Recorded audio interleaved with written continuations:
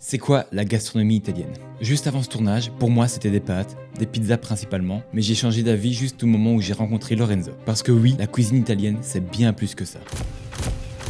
Aujourd'hui, on passe la journée avec Lorenzo Di Micheli. À travers ses plats, il mêle produits locaux, techniques ancestrales italiennes, techniques japonaises modernes. Il y a des seuls pain au monde qui n'est pas salé. C'est une cuisine sincère, élégante, qui mêle un savoir-faire extraordinaire. Dans cette vidéo, vous allez découvrir le quotidien de Lorenzo, comment il trouve ses inspirations. Et puis j'ai appris énormément dans les livres aussi. C'est Thibaut, créateur et fondateur de Time to Eat, un nouveau média où on découvre le quotidien, le processus créatif et l'histoire des chefs à travers toute la francophonie. Si vous aimez ce genre de contenu, n'hésitez pas à le regarder sur votre télévision pour un meilleur confort, c'est fait pour, et surtout, abonnez-vous pour soutenir mon équipe et moi-même. Et sur ce, je vous souhaite une bonne vidéo. J'y vais? Allez, let's go. Je m'appelle Lorenzo Di Micheli, j'ai 28 ans, je suis originaire de région liégeoise. J'ai ouvert le restaurant Storia en 2016, ça va faire presque 10 ans maintenant que je suis entrepreneur, on va dire, dans l'Horeca. Ça va faire un peu plus de 9 ans que je fais de la cuisine mon métier. J'ai un enfant, je suis fiancé à une femme magnifique que j'adore. Je vous laisse me suivre, on va faire un petit tour du restaurant. Donc ici on peut accueillir une quarantaine de couverts grand maximum. C'est quelque chose d'assez intimiste, c'est une ambiance assez contemporaine et également traditionnelle, assez rustique. Quand on a eu l'occasion de reprendre ce restaurant-ci, je me suis complètement immergé dans la cuisine et c'est là qu'est née vraiment ma passion pour la cuisine. Puisqu'avant, j'étais plutôt destiné à faire de la salle. C'était un petit peu par hasard que je me suis retrouvé en cuisine. La céréole Ikejime, celle-ci elle est élevée aux Pays-Bas. C'est une ferme qui ne fait que ça, qui nous permet d'avoir un poisson d'exception toute l'année. J'ai toujours grandi dans la restauration, puisque mes parents avaient un restaurant qu'ils ont ouvert. Je les ai vus travailler, c'était une entreprise familiale, ce qu'on est toujours d'ailleurs. On va s'attaquer maintenant à la selle de chevreuil, qui est le plat principal qu'on a en ce moment dans le menu. Pareil, on démarre toujours de produits bruts, ça c'est hyper important pour nous. Ici on a sélectionné le dos. Ça nous est déjà arrivé de faire rentrer des chevreuils entiers, mais bon, c'est quand même difficile de valoriser toutes les parties. C'est toujours le même principe, hein. On suit l'os. Alors le chevreuil, pour moi, c'est vraiment le gibier le plus intéressant en termes de finesse, en termes de texture. Puis ce que j'aime sur le dos de chevreuil, c'est qu'on a aussi tous ces os qui vont nous servir à faire une sauce. En plus des produits issus de la chasse, on sait comment étaient les animaux, etc. On veut absolument leur faire honneur, qu'ils ne soient pas morts pour rien. L'avantage quand on travaille avec des beaux produits comme ça, c'est qu'on n'a pas trop de choses à faire. Il n'y a pas besoin de se cacher derrière trop de techniques ou des goûts trop particuliers. J'ai un parcours scolaire un petit peu catastrophique, on va dire. Dès la 4e secondaire, j'ai changé d'école. Je suis parti faire l'école hôtelière. Voilà, j'étais pas très assidu à l'école, un petit peu dissipé. Donc j'ai arrêté l'école en 5e secondaire et je me suis mis à travailler directement alors au restaurant. C'est ça, oui, on va dire que j'avais les bases que j'ai apprises à l'école. En termes vraiment de cuisine, je n'avais rien, quoi, puisque je n'écoutais pas assez. Écoutez les jeunes, c'est important. Personnellement, sur le gibier, j'aime bien travailler aux alentours des 50 degrés maximum pour la viande. Pour moi, plus il est bleu, mieux ce sera. Mais il faut qu'il soit chaud. Et un plat, il n'a pas besoin d'être trop chaud, je trouve personnellement. On a un peu trop souvent cet a priori sur certains produits qui sont délicats.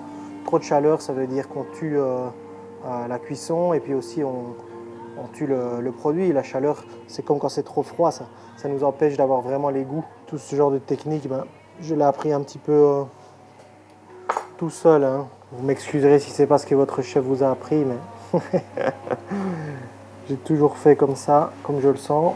Ça a été un apprentissage d'abord avec ma maman qui a travaillé dans les cuisines du restaurant familial.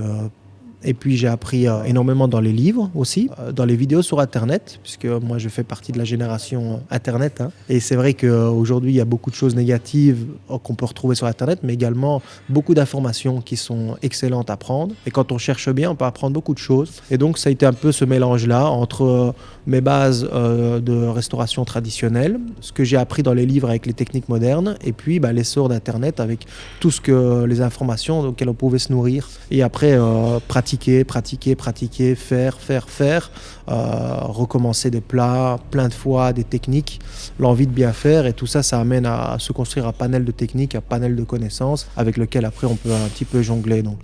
Ici, encore une fois, c'était une inspiration déjà de la saison finalement, puisqu'on est la saison du gibier, saison de la betterave. On est sur les dernières figues aussi, qui sont plutôt belles. Et on a un travail autour du Barolo. Barolo qui est un vin du Piémont très connu. On fait souvent des sauces au Barolo, notamment avec les gibiers dans le nord de l'Italie. Et ici, c'était un petit peu l'idée. On est parti d'abord sur le produit, donc d'abord le chevreuil belge. On s'est dit, tiens, comment le rendre plus italien, comment le rendre fidèle un peu à la cuisine italienne. Et donc ce Barolo, il est venu s'intégrer directement dans la recette avec une réduction qu'on a fait. On a fait confire les betteraves aussi dans le Barolo. Et puis pour ajouter un peu ce côté sucré-salé, on a de la figue qui va apporter justement un peu de sucrosité qui va bien avec le gibier.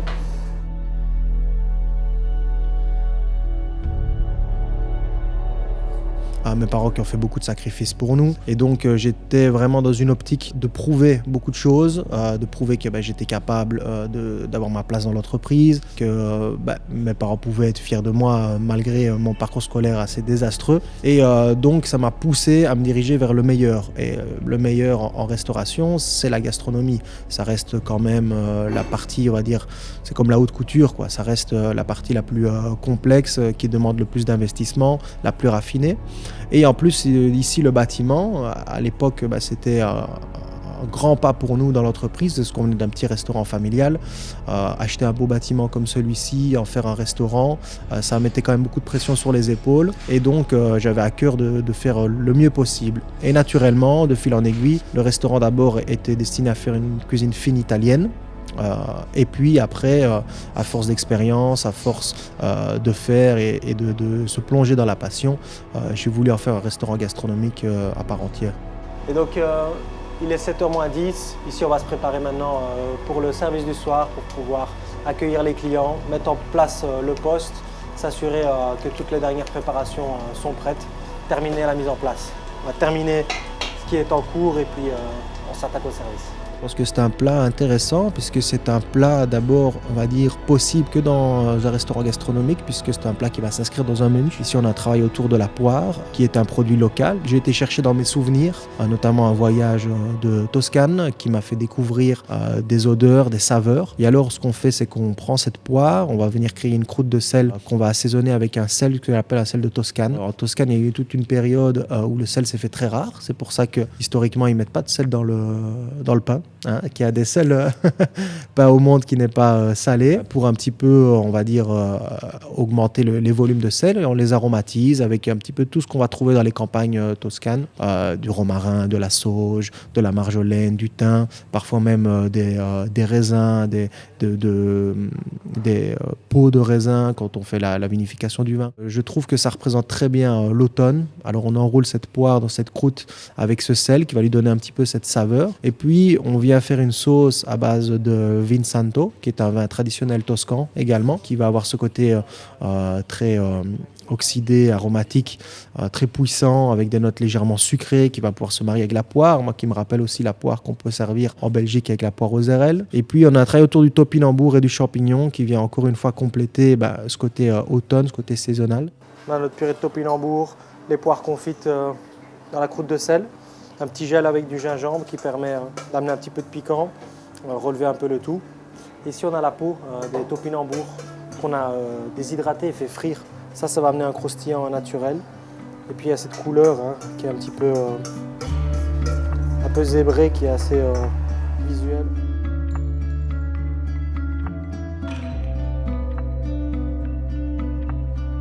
Le moteur, c'est vraiment la passion, c'est l'envie de faire découvrir et l'envie de découvrir aussi. C'est-à-dire que la cave à vin, c'est vraiment dans la même optique l'optique que l'évolution du restaurant, ça a été brique par brique, un long cheminement. Et puis d'abord, on a démarré avec des vins, on va dire des petits vins qui étaient déjà très bien. Et puis au fur et à mesure, on a essayé d'augmenter la qualité de notre cave parce que ce qu'on recherche, c'est d'abord le meilleur produit possible. Et l'Italie, elle est très riche en termes de vin. Comme moi, je suis passionné de cuisine, passionné d'Italie, passionné de vin aussi, de ces accords. On a enrichi la cave justement avec plein de belles références. Et après, le fait de goûter des vins, de les connaître, de connaître les typicités, ça nous permet d'aller chercher des associations et parfois même de créer des plats en fonction d'un vin. Ici, en l'occurrence, c'est presque ce qui s'est passé pour la poire, à partir d'un vin qui est le Maturato, qui est un vin fait du même cépage que le Vinsanto. Et ça nous a inspiré, ça m'a inspiré l'automne, la chaleur, l'envie de faire goûter le Vinsanto, la poire, etc. Donc c'est comme ça qu'on trouve en fait, c'est de fil en aiguille et l'envie d'exprimer quelque chose, de faire découvrir quelque chose aux clients, ça c'est très important. Voici donc le fameux Sommo Clivo. On est en Lombardie ici, 100% Nebbiolo, c'est un monocépage, avec beaucoup de fraîcheur, beaucoup d'élégance. On a des notes un petit peu de cassis qui vont vraiment marquer justement ce vin. J'adore ce vin, c'est un de mes préférés, voire le préféré dans ma cave. Un que je n'ai pas encore goûté, c'est celui-là. Solo Nico, c'est un vin espagnol, des plus grands vins du monde. Ça, je ne l'ai pas encore goûté. Je n'ai pas encore trouvé l'occasion particulière. Et le Massetto aussi, qui est le plus grand vin d'Italie. Considéré comme le plus grand vin d'Italie. Mon plus gros obstacle, c'est moi-même, tout simplement. C'est ma propre volonté que je dois affronter tous les jours, essayer de travailler sur mes défauts, essayer de faire travailler sur mes qualités. Voilà, j'ai énormément de défauts, comme tout le monde. J'ai aussi des qualités qu'il faut que j'utilise à bon escient. Et donc, les doutes qu'on a, les peurs qu'on a de se lancer, de faire des choses, d'oser, on a tendance à se poser énormément de questions. Surtout que, quand il y a vraiment quelque chose de concret, le restaurant, il faut faire du chiffre, il faut quand même attirer des clients. Et donc tout ça, ça nous fait nous poser énormément de questions. C'est constant travail de tous les jours de se dire allez, j'ose, je fais le pas, je tente, même si je risque de perdre des clients, par exemple, sur un nouveau plat, sur quelque chose d'un petit peu spécial. Cette remise en question, être capable de se dépasser, c'est ce qui est le plus dur. Je ne pourrais blâmer personne, je pense, si je rate quelque chose. C'est toujours à moi de me sortir des situations difficiles et c'est à moi de créer mes propres chances et c'est pour ça que je pense que mon pire ennemi, c'est moi-même, puisque une fois que je l'aurai battu, c'est bon. Ce qu'on va faire ici, c'est simplement aller le préparer pour le mettre à maturer, puisque c'est un truc que j'adore faire ici avec les poissons, les faire maturer pendant une semaine, 10 jours. Ça permet de les rendre bien secs, la chair bien tendre, d'avoir un poisson qui est absolument après agréable à travailler. Je pense que chacun des plats qu'on a ici à la carte, il représente la même philosophie. Donc si je devais par exemple en choisir un ici, je pourrais parler du plat qu'on fait en ce moment autour de la céréole, qui est un poisson très proche, on va dire, de l'espadon. C'est un poisson d'élevage ici que nous on utilise avec une méthode d'abattage ikejime qui est une méthode traditionnelle japonaise qui permet d'obtenir la chair la plus délicate.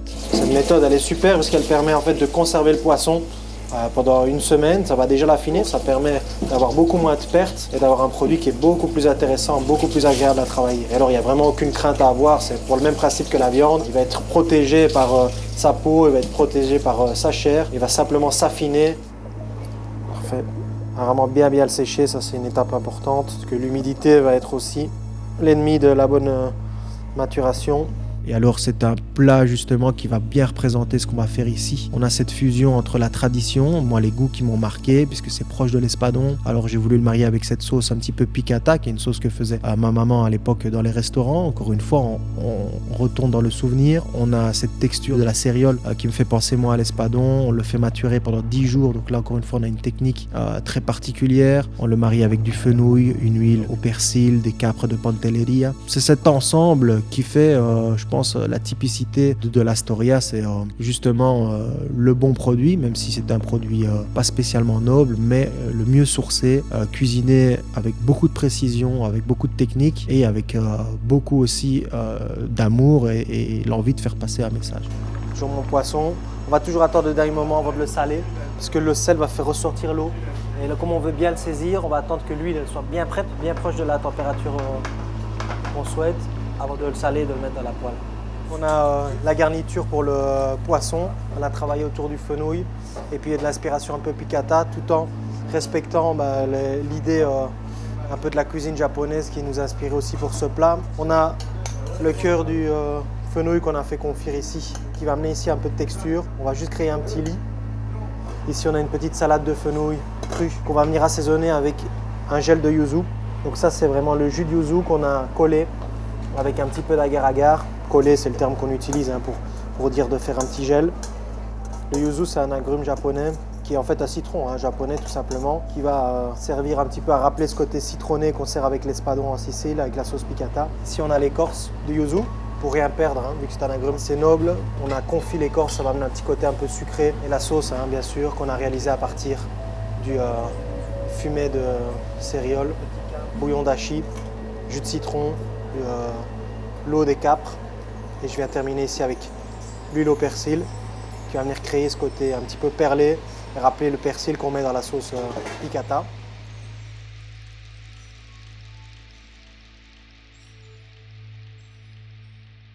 La pression a fait que ça a été pour moi un bon moteur, c'est-à-dire qu'on n'avait pas le choix une fois que le restaurant on l'achète, qu'il faut servir les clients. Je veux dire, on peut plus défiler, tout que j'avais à l'époque, mes parents quand même comptaient sur moi pour travailler dans le restaurant et tout le restaurant, on va dire, le projet reposait sur moi. Pas parce que j'étais tout seul pour travailler, mais parce que c'était l'idée derrière un nouveau restaurant, c'était que je puisse travailler dedans et m'en occuper. Et donc pour moi, c'était très important de pas me louper. Et puis j'ai toujours été très bien entouré par mes parents, par ma famille. Et donc tout ça, ça nous a permis de surmonter les moments un petit peu plus difficiles et de continuer à vouloir avancer tout le temps. J'ai démarré, on va dire, sans être bon en cuisine. Aujourd'hui, on est présent dans les guides, les clients nous félicitent, donc on est quand même une référence dans la région. Alors j'ai encore plein de choses que j'aimerais bien accomplir, plein de choses que j'aimerais mieux faire, mais dans l'ensemble, oui, je suis fier de mon parcours, tout à fait. Le prochain objectif, je pense, c'est d'acquérir une étoile dans le restaurant. Ce serait quelque chose qui serait top, même si c'est un objectif que je relativise, puisque je sais que c'est une consécration, que je suis très jeune pour le métier, que j'ai pas fait de formation avec des grands chefs. J'en suis pas obstiné au point de faire graviter ma vie autour de ce projet, mais ça a toujours été l'ambition. Je pense que c'est une consécration pour n'importe quel cuisinier d'avoir une étoile dans son restaurant. Ouais. Et voilà, vous avez passé une journée avec moi en cuisine. N'hésitez pas à vous abonner à Time to Eat si vous aimez ce genre de contenu, à voir un petit peu la vie des chefs. Si vous voulez me rendre visite au restaurant, toutes les informations sont en description de la vidéo. Je vous remercie d'avoir regardé cette vidéo, d'avoir partagé un petit peu de ma passion et je vous embrasse fort. Ciao à tutti, bacio.